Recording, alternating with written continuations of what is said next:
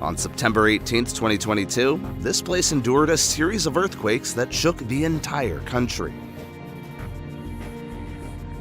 The U.S. Geological Survey recorded 17 earthquakes in Taiwan within 48 hours. A 6.8 magnitude earthquake, following a 6.4 magnitude quake, reduced the Galiao Bridge in Hualien County to rubble and twisted metal. At least half a mile of the bridge collapsed into the river, and 3 vehicles fell, but all occupants were safe.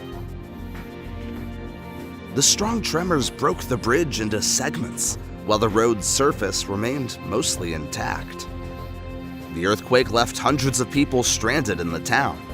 Thankfully, rescue teams were able to reach and extract them from many collapsed buildings thanks to prior warnings. Millions of years have passed since the Yellowstone caldera was formed, and it remains a source of geothermal activity these days.